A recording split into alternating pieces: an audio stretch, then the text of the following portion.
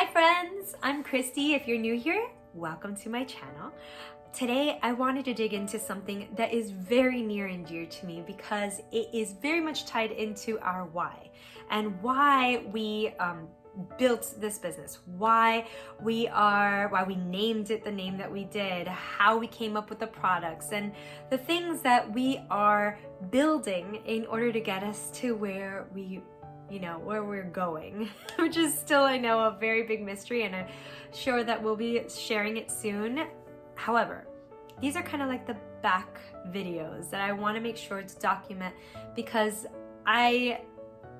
if I was on the other side, like I know 5 years ago me, like in the past, I would have wanted to know, okay, what did she do?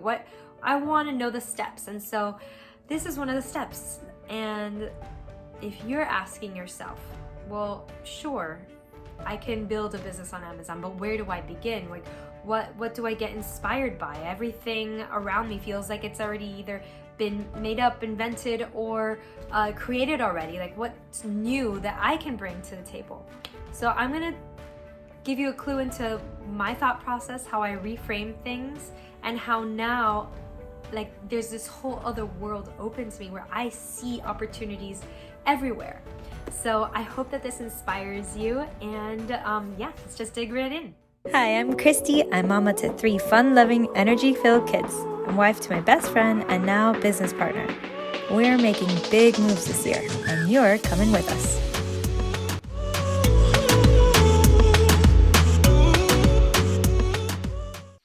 Okay, so welcome to our office/bedroom.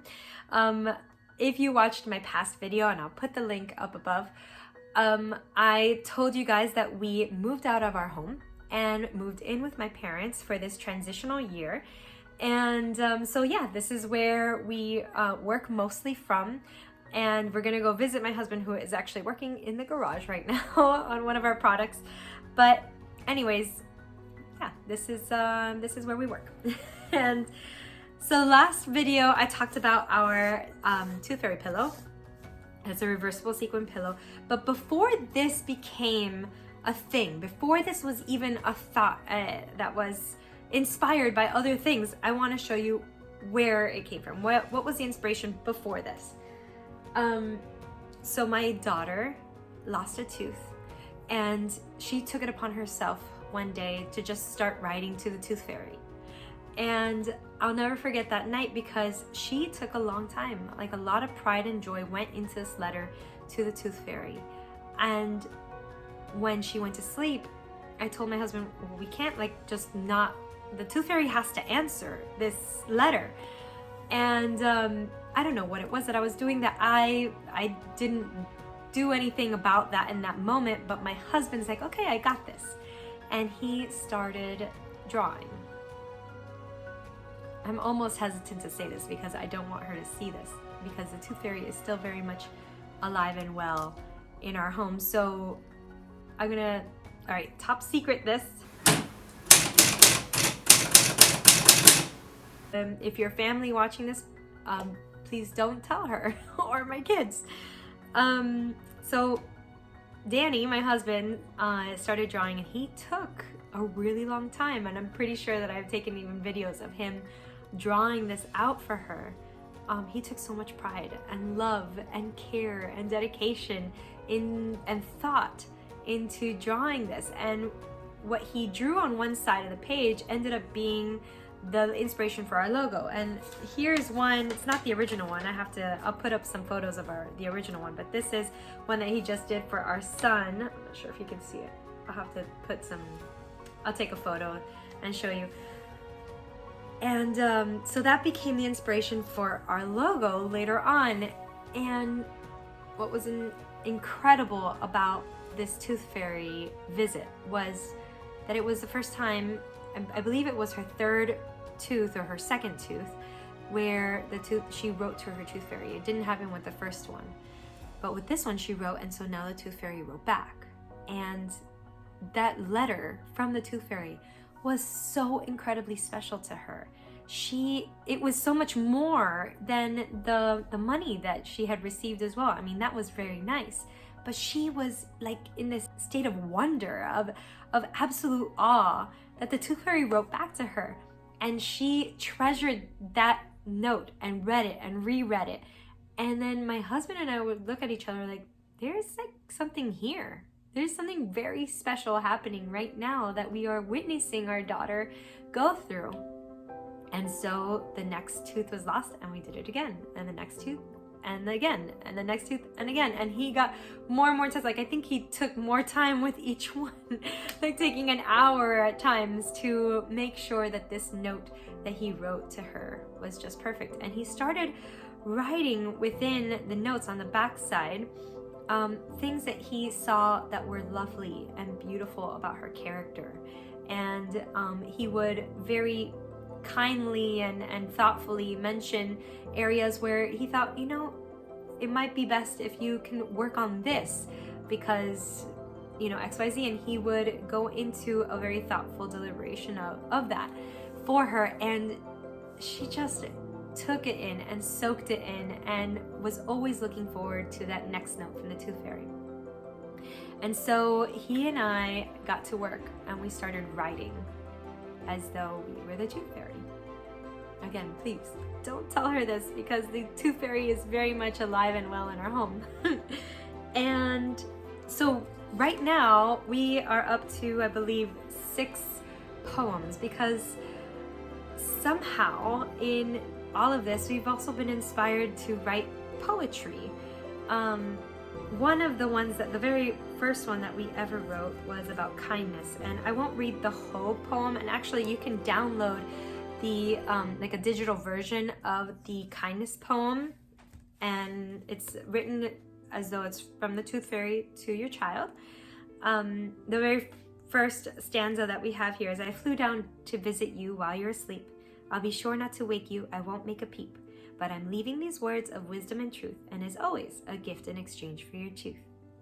So that comes on all of our letters now. And then on the other side is something about kindness. And to give you an example of kindness, this one little stanza in the middle, it says, kindness, it's so important, it's key. It's the simplest and surest way that we can acknowledge that every person we meet has a brilliant mind and a precious heartbeat. So we've written 5 or 6, I think 6 now, poems, and we're trying to make it to 20. But a lot of time and effort goes into each one, so it takes a while. Hopefully we'll have like a 5-pack in a kit soon. But you can download the kindness poem, and I'll put a link down below so you can go ahead and download the first one and see how that goes with your child. It's absolutely free. You just have to put in your email, and you'll get it, and you can download it and print it. So the issue that we saw going into this was it was going to take us a while to come up with the 20 poems, but also we never had cash on us, and we started realizing, you know, in this day and age, most people have a credit card, and mostly don't even take their credit card. They use their digital wallets, or Venmo people, Zelle people, like everything is digital these days. And who really has cash? Most of the time you have to run to the ATM to make sure that you have cash on hand, and then like there's no small bills, so then every single tooth becomes either $20 or, you know, like larger bills, and I don't know, that's a little steep for a tooth. So we got to work, and we're inspired by this issue. We realized that, like us, other parents also needed help having cash on hand for the Tooth Fairy night. So we created fairy funds. They are the cash alternative to having cash. So the great thing about fairy funds, it's like a bank note, you know, like it certifies, this note certifies that you put your child's name, is gifted a certain amount of money in fairy funds. And so the idea here is that, like, let's say that you go to Target and your child has fairy funds, and they would like to get something from the that little playground section, the $1 to $5 section, or maybe they want to put it toward a gift that they were gonna get, and they already have some other money, and they can put this together with the money and turn it into you, and then you can purchase that item for them. That's the idea, that, you know, when you are actually going to spend with a credit card or digital money of any kind, the child can give it to you in exchange. And then I started thinking, you know, what's great about this is that if you don't even want it to have anything to do with money, you can also gift an experience. And that could be maybe a one-on-one date with you, or a play date with someone that's really, really special to them that maybe they don't get the chance to see so often. But you can, you know, figure out the date and the time at a different time that then they can cash that in. So I just thought this, you know, the sky's the limit. Your imagination can create whatever kind of experience or monetary amount that you'd like to gift to your child with these fairy funds. And so we just kind of created this very like high quality card, and it fits perfectly, of course, inside, let's see, inside the tooth pocket. So when your child wakes up, we of course wanted to have synergy within all of our products. So that was one of our ideas, was to how to make it as easy as possible for the parents to make this such a magical night, and that's one of them. So fairy funds.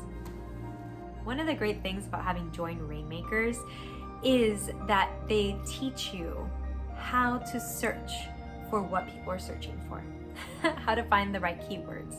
And although fairy funds, I think, and my husband thinks, is an amazing product that every single parent absolutely needs, because if you have kids, they will lose their teeth, and if you're in this day and age, you don't have money, so you need a cash alternative. And although we think that's a great idea, it's not something that has any strong keywords.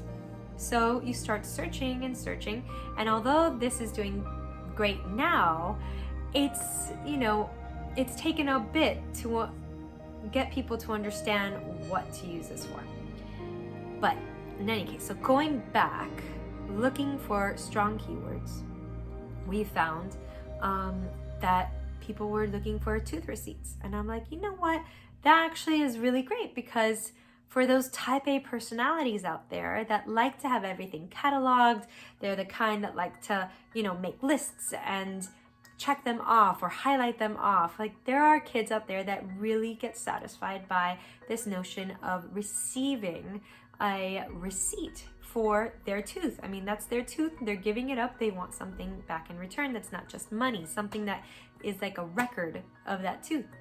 And so we came out with a tooth receipt as well.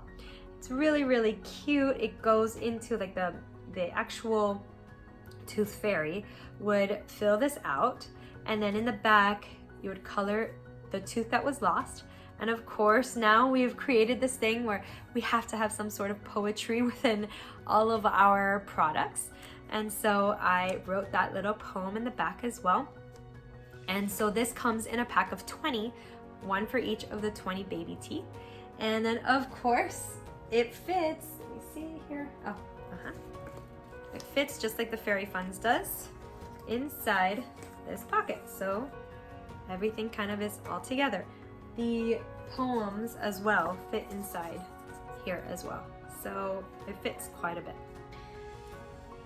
So that was something that we came out with, and it's actually, you know, on par with our tooth fairy pillow, which is incredible. So now we have these three products, and then the poems that we're still working on in the background. And thus, you know, a brand is being built little by little based on something that completely inspired us, and that we can see not only will create a strong bond between a child and their parent and incredible memories, but also something that can help parents, because this is all something part of this magical childhood that we would all love to give our kids. So another place that you learn to look when you're creating products and you're building a brand is to look into your own reviews of maybe past products that you have, or products that other people have put out there, and see what is it that the market is saying that they like and don't like about different products. Now, this next thing came from one of our reviews. When someone posted a review about our tooth receipt, they're like, this is so cute, I love this keepsake, but I have no idea where to keep it. I would love to be able to keep everything in one place, kind of like an album of sorts. And you can make your own album, certainly, but I thought that was an opportunity. So I created a Tooth Fairy logbook. Now, unfortunately, I don't have the third one, but it does come in a third cover. I'll put the picture up now. And so I did one that was kind of more geared toward boys, but girls can be in a moody night scene as well. And then this kind of goes with our theme of gold, and then we have one that's a blue sky. And the idea here, of course, it starts with a poem that we wrote.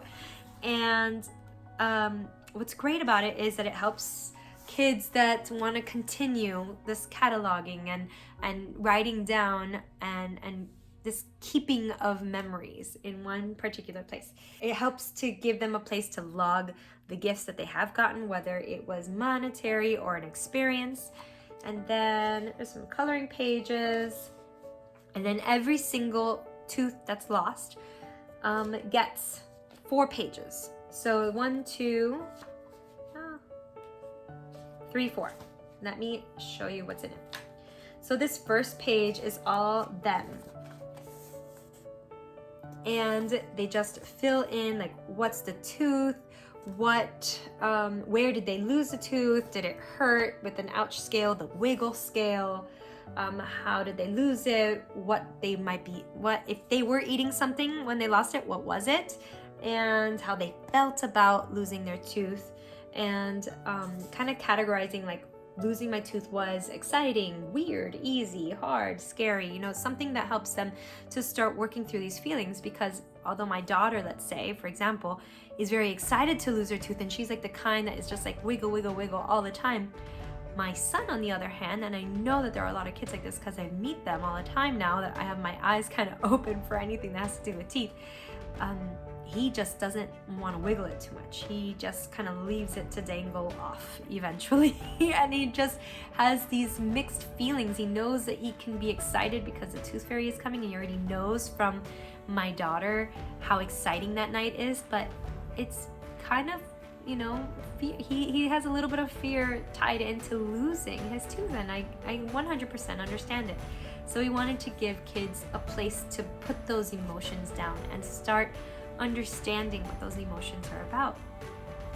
And then on this side, I thought it was really cute to give tooth a name. So for example, my son started writing this in here. Let me see if I can find his. Let's see, subscribe.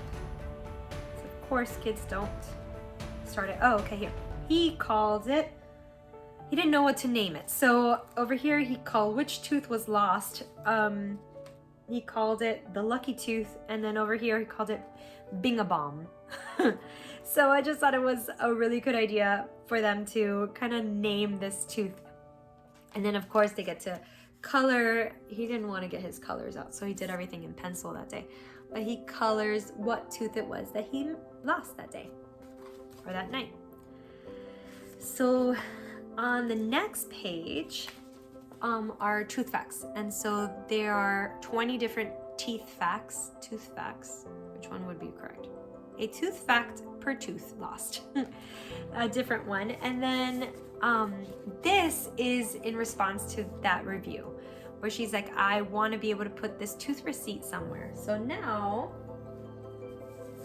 you can have this filled out by the Tooth Fairy, and then this is the perfect place to kind of tape that Tooth Fairy receipt. Also a great place to put any tooth notes if there's something else that comes along. If let's say you don't have the Tooth Fairy letter, you can leave this in here too. So I imagine by the end of this 20 the 20 baby teeth being lost, that this could just be such an incredible keepsake of everything that has happened during those 6 years, from 6 to 12, mostly on average is when kids lose their teeth. So that's a lot of growing, and it's just so exciting to see a child grow up, and you see that from their perspective here. So I thought that was really nice. And then of course at the end, I have a little activity where they can create their own Tooth Fairy door hanger, like a little template here, and then some empty templates as well. So yeah, Tooth Fairy logbook. That's how that idea came about. And now I want to talk about something that's really, really special that we're working toward right now. If you follow me on Instagram, you've already seen some snippets of this, but we are working on a Tooth Fairy book. It's right now already written. It is with our illustrator, and she's been sending us little sketches, and I've been sharing it on Instagram. So if you're not following me on Instagram at 20 Moments of Tooth, or this is me_Christy, you'll get to see all the little snippets and stuff that I've been putting there. But here, I wanted to show you guys. This is what our family looks like as characters in our book.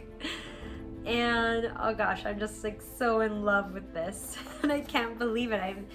This Tooth Fairy book started because I was getting the kids ready for bed, and my daughter had just lost a tooth, and she was so excited, of course. And then my son was not excited, and I just thought that dynamic was hilarious because she could not fathom why he wasn't excited. And he was like, are you crazy? Your tooth just fell out. You have a hole in your mouth and you have blood, and I don't like any of it. I'm not gonna do it. And I just was like, that's so funny, because he really thinks that he can just decide, like, I'm not gonna lose my teeth.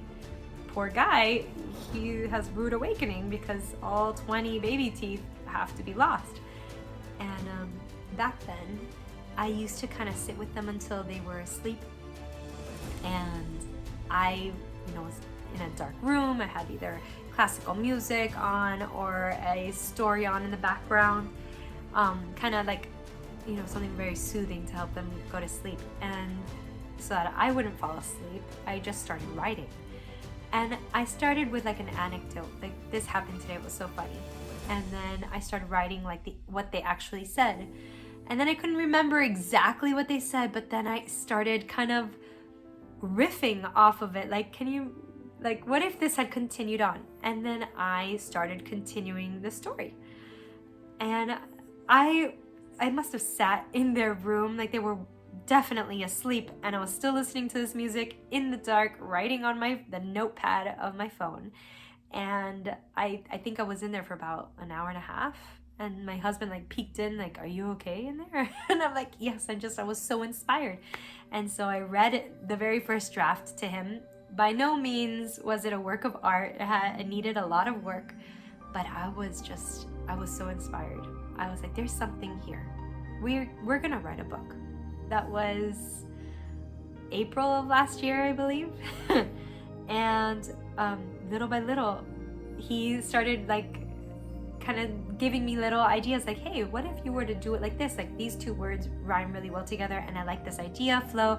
And I was like, yes, that would be perfect. And we just started co-writing this thing, and it was like an ebb and flow. And so now we have this book, and it's called, well, actually, I'm not ready to say what it's called just yet, but it will be hopefully coming out in April. We're doing a Kickstarter in April, I hope.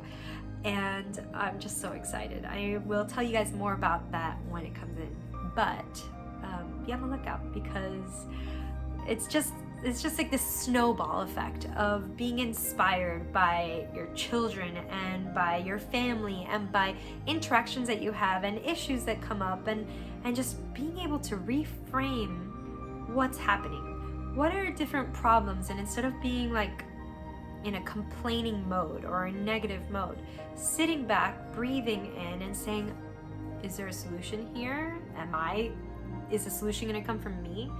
If I had the means and the way to make a solution for this, what would it look like?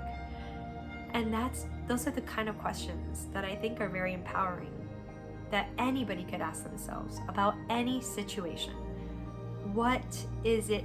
What here in this situation can I make better?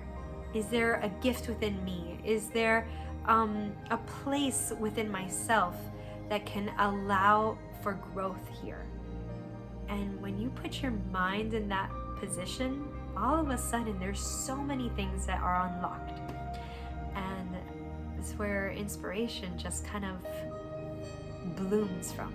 So friends, now you kind of have a little bit of backstory as to how we created this brand, and the kind of things that we came from, the things we're working on, and some things that are coming out soon. I'm just so excited by this, and I hope that this gives you a little bit of inspiration and drive to see things in your own life and how they can possibly be a part of your future. If you're stuck in a job that you really don't like, or maybe it was a job that you used to love very much so, but maybe it's changed and you've changed and you would like to do something different. It's okay to change, 100%. If you're not changing, then you're stagnant. And this life is too short to just stay in one place. You need to grow and use your life experience or step into the places that you know that you're meant to be. So this is your, how should I say, your permission to step into those things. Some tips that I have are reframe the issues in your life. They're no longer negative. They are the way to your future. Any problems or issues that arise are there to serve you. They're there to teach you, and they're there to make you stronger and better. So when you reframe something and say, instead of saying, why is this happening to me? You say, this is happening to me for a reason. What is that reason? And how am I going to grow from this? So that's one of the first things that I would say is like the number one thing I do all the time. Number two, have a long ongoing list of just brainstorms. Not all of the ideas that come into your mind are brilliant, but there are some brilliant nuggets in there. So just start writing things down, and when you start to realize what it is that you are meant to do or meant to work in, start doing those things. Start making lists of perhaps the things that you can do the next day that will get you closer to where you want to be, and then just tackle them. You sit down. That's the third point. Every single day, make 15 minutes, just 15 minutes. If you can, more, even better. But if you can sit down for just 15 minutes a day and work toward your goals, then that's 15 minutes times 7 every single week that will amount to greatness one day. And then you'll have more and more reason to spend a little bit more time, and you'll start managing your time so that you can carve out more time. And then one day you're gonna say, man, thank God I started those 15 minutes every single day, because without it, then how would I have started this? And I know that there's greatness within you. I know that there's a reason why you were put on this earth, and you have a gift, and that gift has to be shared. It has to be shared so that you come alive. And that's what I want to inspire you and motivate you to do. Come alive in the way that is uniquely you. All right, friends, I'll see you next week. I hope you enjoyed this. If you did, please like, subscribe, do all of the things, press the notification bubble. The notification bell. I am going to be super consistent. That's my promise to myself and to you. And I hope to see you here next time. All right, see ya.